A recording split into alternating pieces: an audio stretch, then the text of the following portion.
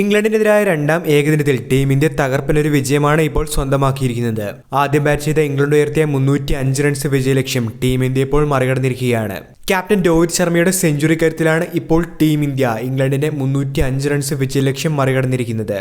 അതുകൊണ്ട് തന്നെ ഇന്നത്തെ വീഡിയോയിലൂടെ രണ്ടാം ഏകദിനത്തിന്റെ സമഗ്രമായൊരു ചിത്രമാണ് നിങ്ങളോട് പങ്കുവയ്ക്കുന്നത്.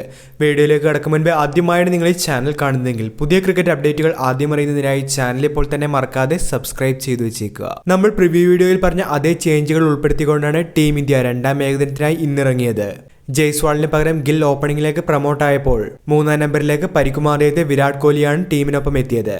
അതുപോലെ തന്നെ കുൽദീപ് യാദവിന് പകരം വരുൺ ചക്രവർത്തിയെയും ഇന്ന് ടീമിൽ ഉൾപ്പെടുത്തിയിട്ടുണ്ടായിരുന്നു. ആദ്യം ബാറ്റ് ചെയ്ത ഇംഗ്ലണ്ടിന് വേണ്ടി ഏറ്റവും മികച്ച തുടക്കം തന്നെയാണ് ഫിൽ സോൾട്ടും ഡക്കറ്റും ചേർന്ന് സമ്മാനിച്ചത്. ഇരുവരും ചേർന്ന് ഫസ്റ്റ് വിക്കറ്റിൽ 81 റൺസാണെന്ന് കൂട്ടിച്ചേർത്തത്.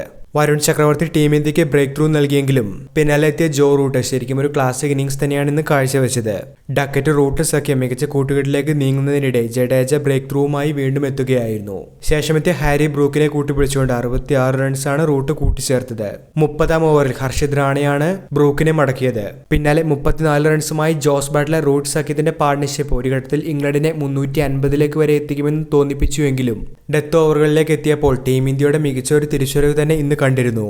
ഇതിൽ തന്നെ 3 വിക്കറ്റുമായി ടീം ഇന്ത്യക്ക് വേണ്ടി ഏറ്റവും മികച്ച പ്രകടനം ഇന്ന് കാഴ്ചവെച്ചത് ജഡേജയാണ്. ഇക്കണോമി സ്പെൽ മറ്റാരേക്കാളും ഉപരി തനിക്ക് മികച്ച രീതിയിൽ കൈകാര്യം ചെയ്യാനായി സാധിക്കുമെന്ന് അദ്ദേഹം ഒരിക്കൽ കൂടി ഇന്നത്തെ മത്സരത്തിൽ കൂടി തെളിയിക്കുകയായിരുന്നു. ബൌളിംഗിൽ മികച്ച തിരിച്ചുവരവ് നടത്തിയ ടീം ഇന്ത്യ ഇംഗ്ലണ്ടിന്റെ സ്കോർ 300-ന് മുന്നേ ഒതുക്കുമെന്ന് പ്രതീക്ഷിച്ചുവെങ്കിലും അവസാന ഓവറുകളിൽ ലിയാം ലിവിങ്സ്റ്റണിന്റെയും ആദിൽ റഷീദിന്റെയും ബാറ്റിംഗ് മികവ് ഇംഗ്ലണ്ടിനെ 300 കടത്തുകയായിരുന്നു. നിർണായക റണ്ണൌട്ടുകൾ ഉൾപ്പെടെ നേടിക്കൊണ്ട് ടീം ഇന്ത്യ ഇംഗ്ലണ്ടിനെ 304 റൺസിന് ഓൾ ഔട്ടാക്കി.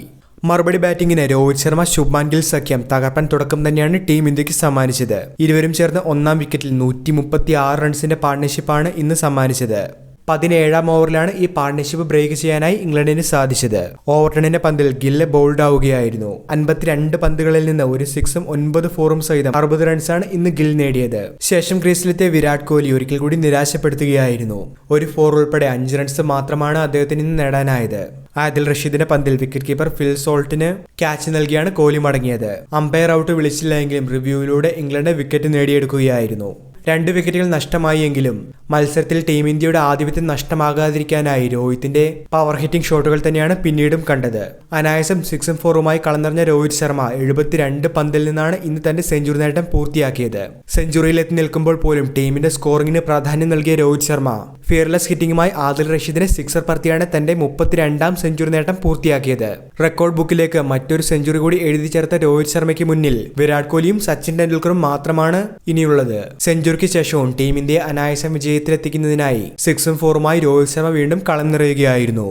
രോഹിത്തിന് മികച്ച പിന്തുണയുമായി ശ്രേയസ് അയ്യർ മറുഭാഗത്തു നിന്നപ്പോൾ 7 സിക്സറുകളും 12 4-ഉം ഉൾപ്പെടുന്ന രോഹിത്തിന്റെ ഇന്നിംഗ്സ് 119-ലാണ് ഇന്ന് അവസാനിച്ചത്. 132 എന്ന മികച്ച സ്ട്രൈക്ക് റേറ്റിലാണ് ഇന്ന് രോഹിത് ബാറ്റ് വീശിയത്. ശ്രേയസ് അയ്യർക്കൊപ്പം നിർണായകമായ 70 റൺസ് പാർട്ണർഷിപ്പ് ചേർത്ത ശേഷമാണ് രോഹിത് മടങ്ങിയത്. രോഹിത് പുറത്തായപ്പോഴേക്കും ഏറെക്കുറെ ടീം ഇന്ത്യ വിജയം ഉറപ്പിച്ചിരുന്നു. പക്വതയോടുകൂടി ബാറ്റ് വീശിയ ശ്രേയസ് അയ്യർക്കൊപ്പം ലെഫ്റ്റ് ഹാൻഡ് ബാറ്ററായ അക്ഷർ പട്ടേൽ കൂടി എത്തിയതോടുകൂടി ടീം ഇന്ത്യ അനായാസം വിജയത്തിലേക്ക് നീങ്ങുന്ന കാഴ്ച തന്നെയാണ് കണ്ടത്. അർഹിച്ച അർദ്ധ സെഞ്ചുറിക്ക് വെറും 6 റൺസ് അകലെ ശ്രേയസ് അയ്യർ റണ്ണൌട്ടായാണ് ഇന്ന് മടങ്ങിയത്. ശേഷം KL രാഹുലിന്റെയും ഹർദിക് പാണ്ഡ്യയുടെയും വിക്കറ്റുകൾ ടീം ഇന്ത്യക്ക് നഷ്ടമായെങ്കിലും അക്ഷർ പട്ടേലും ജഡേജയും കൂടി ചേർന്ന് ടീം ഇന്ത്യയെ വിജയത്തിലേക്ക് നയിക്കുകയായിരുന്നു. അങ്ങനെ ഒരു വമ്പൻ ചേസിംഗിനൊടുവിൽ ടീം ഇന്ത്യ 305 റൺസ് വിജയലക്ഷ്യം മറികടന്ന് രണ്ടാം മത്സരവും വിജയിച്ച് ഇംഗ്ലണ്ടിനെതിരായ ഏകദിന പരമ്പരയും ഇപ്പോൾ സ്വന്തമാക്കിയിരിക്കുകയാണ്. വലിയ ചേസിംഗിലേക്ക് ടീം ഇറങ്ങിയപ്പോൾ ക്യാപ്റ്റൻ എന്ന നിലയിൽ മുന്നിൽ നിന്ന് നയിച്ച രോഹിത് ശർമ്മ തന്നെയാണ് ഇന്ന് കളിയിലെ താരമായി മാറിയിരിക്കുന്നത്. ആരാധകർ ഏറെ നാളായി കാത്തിരുന്ന രോഹിത് ശർമ്മയുടെ തിരിച്ചുവരവും ഇന്നത്തെ മത്സരത്തിലൂടെ ഉണ്ടായിട്ടുണ്ട്. വീഡിയോ അവസാനിക്കുന്നു. പുതിയ ക്രിക്കറ്റ് അപ്ഡേറ്റുകൾക്കായി ചാനൽ ഇപ്പോൾ തന്നെ മറക്കാതെ സബ്സ്ക്രൈബ് ചെയ്തു വെച്ചേക്കുക.